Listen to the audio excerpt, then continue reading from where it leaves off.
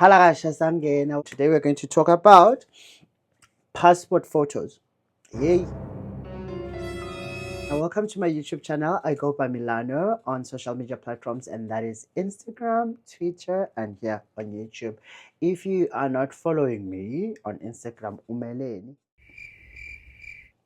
and on Twitter, my little ones call me Teacher D. So I've got a Facebook account which is called Teachered. It's teacher and the D at the end. So you can go and maybe send a friend request. This is just to allow platforms so that we can have DM conversations if you need more clarity, because I don't mind. I don't mind sharing whatever I can. To those who are arriving on this channel or bumping into this video for the first time, you are most welcome. It's a light-hearted video and I go all over the place.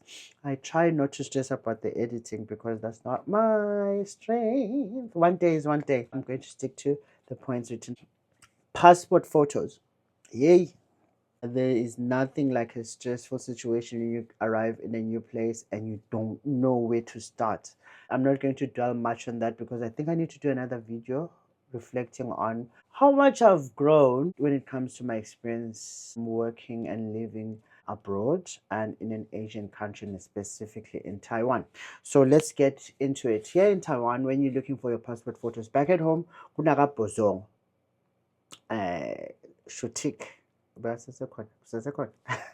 or when you go to foreign affairs or home affairs, you find these people with their pictures, with their stores or backgrounds ready to take pictures. But anyway, here they do need your physical ID picture. I came with some from home and I always keep space in my wallet, but then some of them are from way before even, yeah?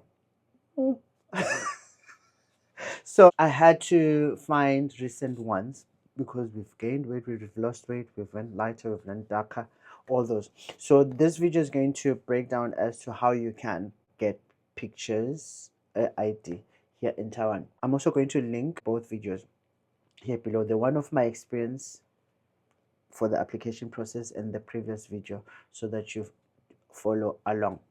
You need to make Google your friend. I said it in the previous video. Make Google your friend. Google. And one thing I've learned, also just type in nearest or where nearest shop for buying, nearest place to take pictures, nearest place to remove these, because these are due for removing. I just need caching now. I go all over the place. Let's get back to it. So yeah, thank goodness I went to some event where there were Swatis and we formed a group of exchanging pictures. That's another way of networking. I'm just sharing a point here. So I also promised them that this group, because I created that group, we're also going to use it to help each other whenever we're in need, because there's a bigger platform, but that's another point for another discussion video with regard to the attitudes of foreigners to foreigners and which foreigners get along, which foreigners don't get along, all those politics. But yeah, let's get back into it.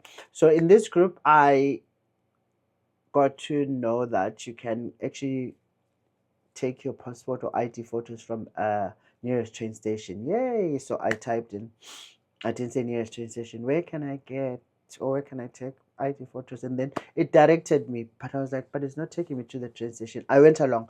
And then when I got there, I discovered that it was a hospital. I'm on vacation.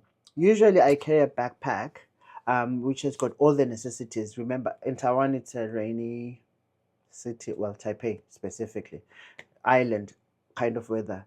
Very hot, humid, and then around after lunch, it rains. But not every day, but there are those, you never know. You can check the weather, but it's always important to carry your umbrella. So fortunately, I carried my umbrella in this lighter bag. The only thing I missed was a mask, because that's another tip. Whenever you're going to public hospitals around here, or even just a clinic, you need to be wearing a mask. I understand and I respect that. But unfortunately, I didn't have. So I get there, and then the booth, I'm going around using Google Maps. Oh, there's another.